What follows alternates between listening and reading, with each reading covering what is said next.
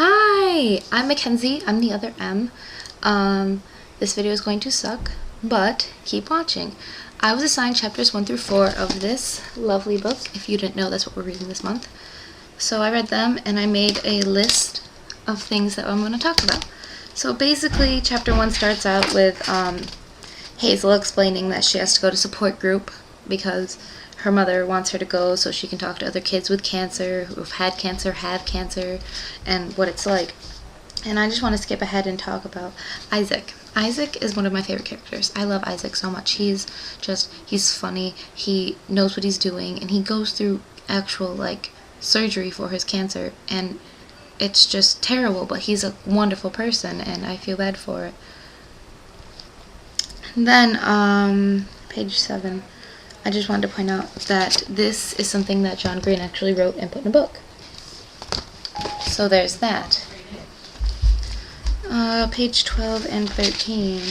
So she goes to sport group every week with Isaac and other kids and stuff, and this time Isaac brings a friend named Augustus Waters, and so they talk to Augustus, and he, the leader of the group, basically asks what's going on and stuff, and he goes, "Would you like to share your fears with the group?" And Augustus goes, "I fear oblivion.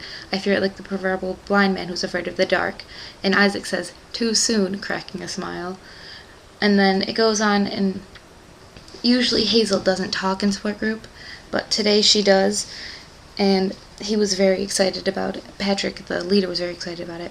And so she eventually says, "There will come a time when all of us are dead, all of us. There will come a time when there are no human beings remaining to remember that anyone ever existed or that our species ever did anything. There will be no one left to remember Aristotle or Cleopatra, let alone you. Everything that we did and built and wrote and thought and discovered will be forgotten, and all of this will have been for naught. Maybe that time is coming soon, and maybe it's millions of years away. But even if we survive the collapse of our sun, we will not survive forever. There was time before organisms experienced consciousness, and there will be time after. And if the inevitability of human oblivion worries you, I encourage you to ignore it. God knows that's what everyone else does." And that really spoke to me, because oh my God, we are not, anything I do is going to be substantial, not important at all.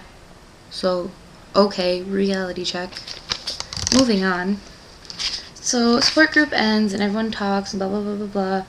They read off a list of the people that have died, and it's really, really long. Then, Augustus and Isaac crack some jokes, and then Augustus and Hazel crack some jokes while being literally in the heart of Jesus. That's my favorite part, basically. And then, so they go out, and they see Isaac with his girlfriend, and they're making out stuff because he's going under surgery soon. And then he and her are talking, and he ends up putting a cigarette in his mouth, and she gets very upset, and she's like, "This is your fatal flaw. I can't believe you had cancer and you're smoking." And he's like, "It's just a metaphor. You choose." It says, "They don't kill you unless you light them, and I've never lit one. It's a metaphor, see? You put the killing thing right between your teeth, but you don't give it the power to do its killing." And I was I read that, and I was like, whoa, this book is going over my head. And so then he invites her to watch a movie with him, and it's V for Vendetta, because apparently she looks like Natalie Portman. So her mom pulls up, and Hazel goes, "I'm going to Augustus's house to watch a movie. Bye." So chapter 2, we're moving fast. Chapter 2, we find out, one of the biggest parts, one of my favorite parts, was Augustus is a sophomore. I'm a sophomore. Hey. And then he can't drive apparently, and she goes and meets his parents and blah blah blah blah blah. So they sit down and they talk for a minute, and he goes, tell me about yourself, and she can't really say anything, and he criticizes her. He says, "Don't tell me one of those people who becomes their disease." That hits home with me because I have diabetes, and sometimes I feel like I'm becoming my disease. And ever since I read this book, I've always thought, when it's kind of become all diabetes, I thought, Mackenzie, do not become your diabetes. You're not your diabetes. That's not who you are. So there's that. And then, oh my God, best quote ever. Best quote in the whole book. Page 34. "I love it when you talk medical to me." So good. Such a good couple. So they watch the movie, and then he gives her a book to read, and she goes off to read it and stuff. Chapter 3. So she reads the book, and then she goes, it ends up being her half birthday, her 33rd half birthday, and her mom's like, it's your 33rd half birthday, and he's just like, oh, okay. And so she goes to the mall with her friend Caitlin. But here's one thing. Page 40, her mom mentions, don't you want to go to a movie with Caitlin or Matt or someone who were my friends? And we never get a mention of Matt. Who's Matt? Who is Matt? I want to know. So she goes to the mall with her friend Caitlin, and they get along, but they aren't really close because Hazel hasn't gone to school in a while, and she doesn't like keep up with what's going on. And so eventually she just gives up the excuse that she's tired, blah blah blah, she wants to go home, and her friend goes, okay, well, I'm going to shop a little bit more. So her friend goes and shops, and Hazel actually goes to find a quiet place where she can read, because she got the sequel and the 3rd book in the series of the book that Augustus gave her. And she's reading, and some little girl comes up to her and asks her about her cannula and such, and puts it in her mouth. And I identified with that well because I have the Omnipod, which is like a pump for diabetes. It's a long story. You can look it up if you want. It's not interesting, but it's a big white thing, like about this big, on my leg, arm, stomach, whatever. People are always like staring at it and asking what it is. So I kind of identified with people asking her about her nubbins and her having to explain it and stuff. And so she reads, and then we get to chapter 4. So she reads an Imperial Affliction, like again and again and again. It was her favorite book, and that's the book she gave Augustus to read. So she loves it. She's reading it, and she's telling about it and what's going on. And I'd like to read this book, actually. I think we should write this book as a Nerdfighteria group, because I think that'd be really awesome to have. And so then Augustus calls her, and because she had finished The Price of Dawn, so she calls him, actually. Sorry.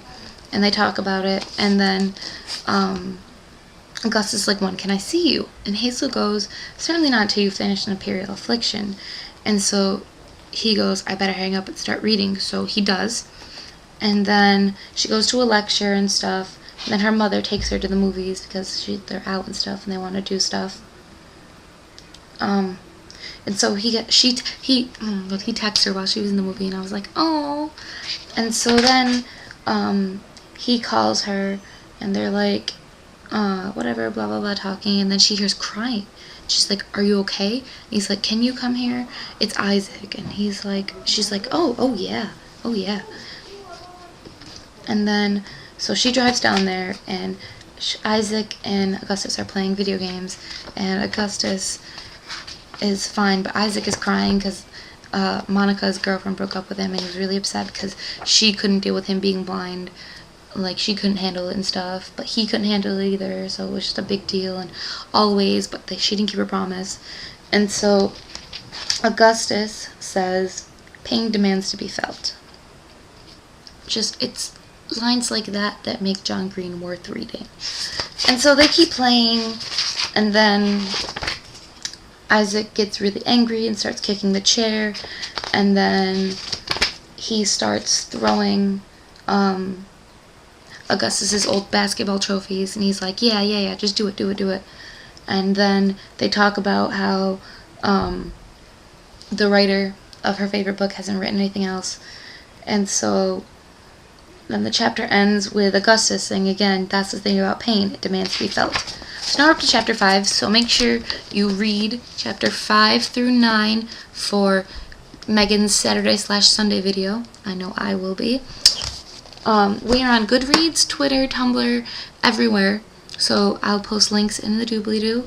Please keep reading. Please keep subscribing to the channel. This is going to be a really great project. We already have books planned out for the rest of the year. We're really excited about it. So I guess I'll see you guys next Wednesday. Bye-bye.